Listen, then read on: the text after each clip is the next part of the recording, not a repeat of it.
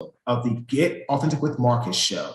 I'm your host, Marques Ogden, and today we're joined by Mr. Brett Swarts. Before we bring Brett up to the stage, I want to thank one of our amazing sponsors, PGP Advisory Group, owned by Mr. Jason Brown out of San Antonio, Texas.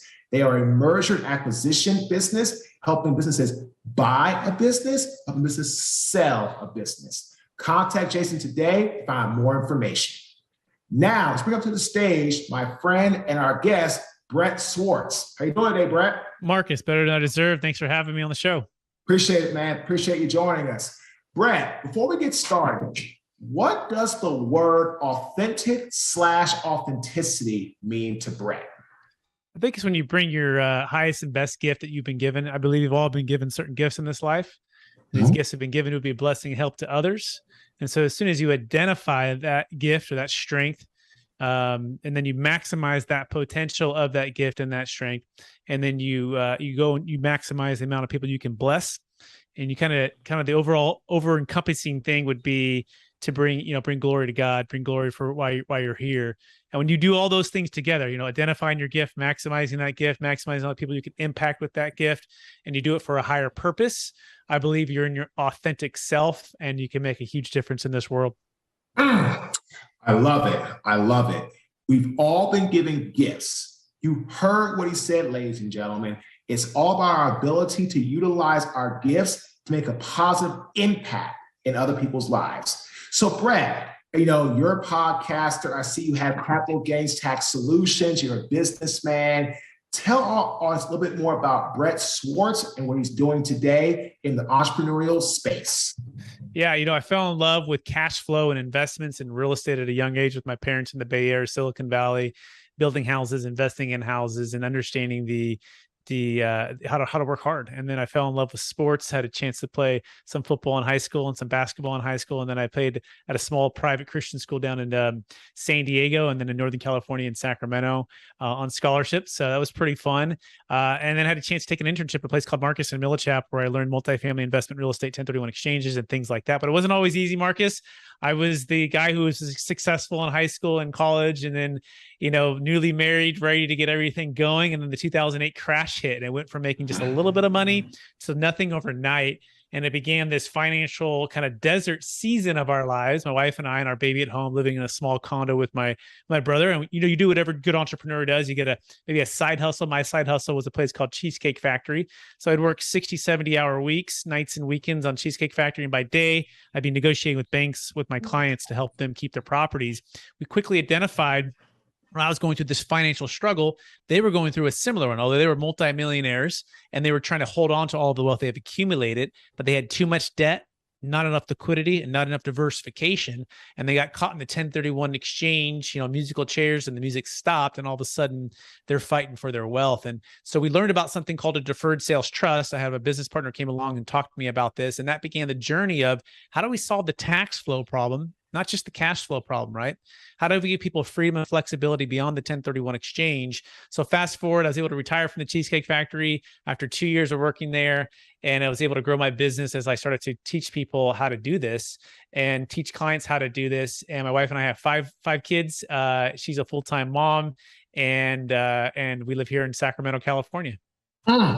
So you talked about you had to do your side hustle while you were pursuing the business of helping your clients keep their property, taking phone calls, playing musical chairs, all that kind of stuff. Talk to people that are listening about how important it is to work what I call your day-to-day job as you are pursuing your passion, your career that you feel you are destined to pursue. Absolutely. And that was the biggest thing. People were saying, go get a real job. What are you doing? You have a baby on the way. You can barely afford healthcare. You're living with your brother in a small condo, all of the things. And I just, I feel called to continue to learn and grow from the mentors who were teaching me, even though financially we were in a dry season. I was growing as a leader. I was persevering, and it was preparing me for where I'm at now to be able to look back and say, I started from zero and now I understand how to do it. A lot of people start from capital gains tax deferral knowledge. I want to say it's zero. They know about 1031 exchanges and IRAs and 401ks and stuff like that. But I started from not knowing something, and now I'll be able to help the people who need the help, who want to exit. So it was the perseverance. It was the honey badger mentality. It was my wife believing in me. It was, faith that this is where I'm supposed to be. It was also being willing to do whatever it took to keep the foods and the lights on while still pursuing something where I felt called to be at. So I'm thankful for it. Thankful for the opportunity to be here now. Love it. Love it. Now, you talked about some of your clients were struggling with liquidity, assets, diversification that had too much debt. Explain to our audience what your company does with capital gains tax solutions, and then talk about how you took your company, your brand, your baby, and then you created a podcast to be able to get content out to mainstream society. So here's the premise. I believe most high net worth individuals, they struggle with capital gains tax, and it's somewhere between 25 and 50% of their gain when they go to exit public or private stock, cryptocurrency, businesses, primary homes, investment, real estate. And so we specialize like a Navy SEAL in something called a Deferred Sales Trust to give them tax deferral, liquidity diversification, remove funds outside the taxable estate. And the most important thing is time. We give them what's called optimal timing so that they can create and preserve more wealth, and so that they can achieve their financial goals and maybe even their lifestyle goals. And so I'll give you a couple examples of this. We just helped a client of mine. They sold a $2.5 million multifamily property here in Sacramento, and they had bought it for about 1.2. Their NOI was about 120,000, and they're looking to increase that to about 190 with the Deferred Sales Trust. So we'll be able to increase their cash flow and have them be out of the toilets, trash, and liability. But they didn't have to give it up to something where they couldn't be entrepreneur in the future. They could actually be they can go back into real estate whenever they want to. And that's the nuance here, is that you can sell high and buy low whenever you want, all tax deferred, not using a 1031, which once you understand that at first you can defer and be passive, but then you can use the capital to be active again. It's a complete game changer. It's like Blockbuster versus Netflix. Blockbuster was the Friday night, if the movie's in, you might get it, but even if you got it, you had to return it in 3 days. Netflix came along and got rid of all of that, right? And then so the Deferred Sales Trust gives you that flexibility of not having to suffer the time consequences of a 1031 exchange, which, by the way, the 1031 only works for investment real estate. It doesn't work for businesses. It doesn't work for cryptocurrency. We just did a $5 million cryptocurrency exit. She bought it for 50,000, went to 50 million, and at 54,000 a coin, she's able to exit 5 million and defer it. And not only that, she was able to invest to a startup business company. So it becomes the go fund yourself capital for new deals, new business ventures, all tax deferred. In the meantime, the government's charging a 0 interest loan on this money, which is remarkable, right? Think about 25 to 50% of your gain is cap gains tax depreciation recapture. The government says, we'll charge you 0%, Marcus, as long as you use this vehicle and do it in these certain rules. And then you can go fund your entrepreneurial dream. You can do real estate development. I had another client, $2.6 million exit. He's building 72 units in Tennessee, ground up development. And he's slowly using the trust to fund that project instead of having to get bank financing, instead of having to get, another private equity from somewhere else. And so the Deferred Sales Trust is this amazing tool for tax and cash flow. Ladies and gentlemen, it's all about having multiple strategic plans to be able to take tactical execution steps to get where you want to go in your personal and in your business life. Now, Brett, I have a question. I heard you talk about flexibility.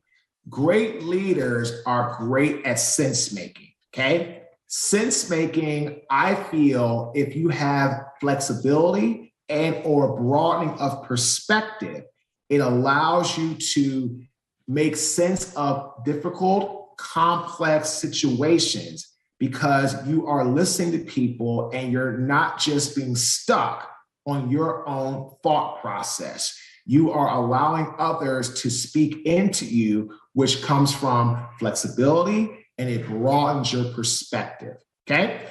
How do you teach people the importance of flexibility and broadening their perspective as they're looking to work with you when it comes to deferring, capital gains tax, so on and so forth? We like to use stories to help people to overcome false beliefs of what is and is not possible, right? So in our minds, a lot of us have the ideas of what even we did at Marcus and Millichap. We thought we were the Navy SEALs of investment real estate and tax deferral using 1031 exchanges, and we were, right? But we weren't of the Deferred Sales Trust, and that became problematic, right? So we like to share with people just the transformational stories to help them overcome false beliefs. And what that means is it helps the people to tell a better story. And one of the best examples of this is for a gentleman named David Young. And David Young ran with a gentleman named Bill Gross. And these are some of the most successful financial wealth minds in the world for the last 20 years. And they built PIMCO from 80 billion to 1.2 trillion. And so instead of telling somebody, hey, it's legal, it works, it's amazing, it's this, and that, I tell the story how David did a 2-year due diligence of the Deferred Sales Trust, of the structure, of the investment opportunities, how it could fit, and how he became a part of the inner circle of the DST advisors to be able to offer financial advising services for those who want to use the Deferred Sales Trust, and how he and his legal team came and joined, and put their name on it, right? And so instead of me saying it, I'm telling the story from an outside group who's very respected, world-class in what they do. And that helps to open people's minds up to, because think about it. If I'm helping someone who's in their 50s, 60s, or 70s, who's worth $1 billion, why are they going to listen to me if I'm not worth $1 billion, or at least $50 million, right? Well, it's going to be the stories and it's going to be the evidence to help them understand that it is possible, that it is real, and that it works. And so that's the best way I've found, Marcus, versus just, trying to be persuasive in explaining what it is, if that makes sense. No, it makes perfect sense. And Aristotle said there's 5 keys to being successful at sales: character, emotion, reason, metaphors, be concise. Love how you said you're talking to your clients and or potential clients through stories. And I also have this saying too, Brett: what you say about yourself should build your self-confidence. What others say about you should build your book of business. You need to get out there and get those testimonials, get those people to verify and solidify that your brand is top-notch, top flight, because by doing that, it'll push you in the right direction. Final question, Brett. For people that are listening, right? They don't have a lot of money, but they want to do better. They want to start some sort of plan about creating wealth. How would you tell them to go about doing that? Like put a certain amount of their check away, create a savings account. What would Brett give to the normal, everyday household American that wants to build the American dream of financial success, wealth, and prosperity? What's one action step Brett would tell people to implement right away that are listening? Learn to work harder on yourself than you do on your job. If you work hard on your job, you'll make a living, and that's fine. But if you work harder on yourself, you'll make a fortune. And this is a quote by Jim Rohn, R-O-H-N. And he was an amazing individual, and he was a national treasure for leadership and personal development. And the idea here is, when it says make a fortune, we think just money, which can do a lot of good, and that's a good thing to do. But it's more than that. It's kind of back to the original quote that I had about the strengths, right? It's maximizing what you've been given from working on the internal parts of you, right? Your faith, your fitness, right? Your finances as well, your personal development, your leadership, right? The things, your time with your family, the things where your character building, so that the greatest gift you can give and ultimately it will help you to be, when you become more, you can give more and then you can earn more, right? Those things are kind of in that order, right? They are in that order. So the best thing you can do to invest is in yourself, right? In your personal development. I believe everyone needs a coach. I believe a coach can help you get better. I believe everyone needs a guide to help you achieve more, right? And so hire that coach, read that book, jump into that leadership, mastermind group. If it's your faith, get in a discipleship group, right? Getting something where someone's ahead of you in the game, ahead of you in life, and can pour into you, hold you accountable, and help you to grow. These are the simple things that we know. But so oftentimes, especially when I was starting out, it was, hey, how do I get that basketball scholarship, Marcus? Or how do I get that, before that was, how do I get those straight A's to be able to, get into college? Or how do I just pass the class? Or how do I close that first deal to get that big commission? And it was so external focused, right? And that's part of maturity, right?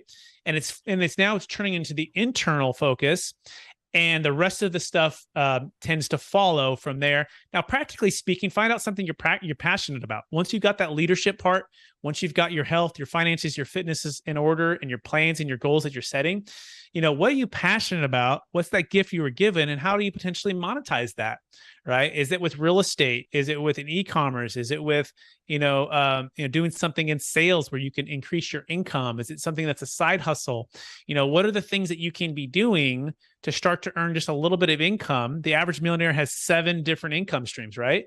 My wife and I and kids were doing Ethereum mining in our house. We got 4 rigs. These things are hot. It's 113 degrees, Marcus, last week in California. And we got these things cranking, right? And it's even hotter in our house. And we've got AC units, but I'm teaching my kids that you can get passive cash flow if you set up systems and processes and you're willing to live in a little bit of discomfort.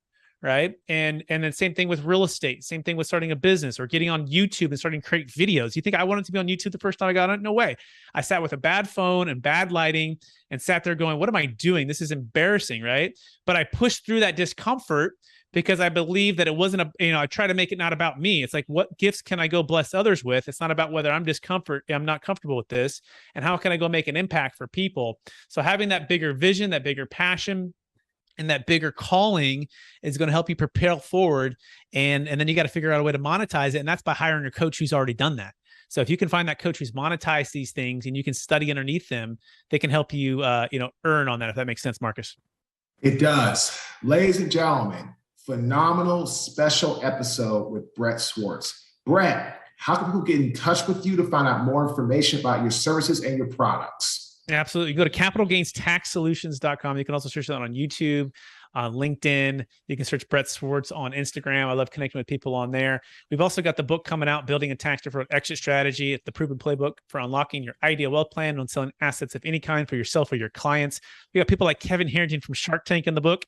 They say to get in the room with smarter people. So I've got about 13 different authors in here, and they're all really smart. I would say all are smarter than me, which is great. And we're talking about building wealth. We're talking about deferring tax and building that plan. So look for that on Amazon in the next 30 days or so. Fantastic. And the authentic tip for this special episode: never, ever be afraid to bet on yourself. You always win when you bet on yourself. Even if you don't achieve your objectives, you still win because you took the courage and you took the leap of faith to bet on yourself. When you invest in yourself, which you are your number one asset, great things happen. Like Jim Rohn said, you create fortune. It doesn't have to be monetary. You create fortune when you bet on yourself. So invest in yourself and you'll never, ever lose. Again, this was Marques Ogden with another special episode. Again, we were sponsored by PGP Advisory Group for this amazing episode. Thanks for tuning in. Hope you have a great day.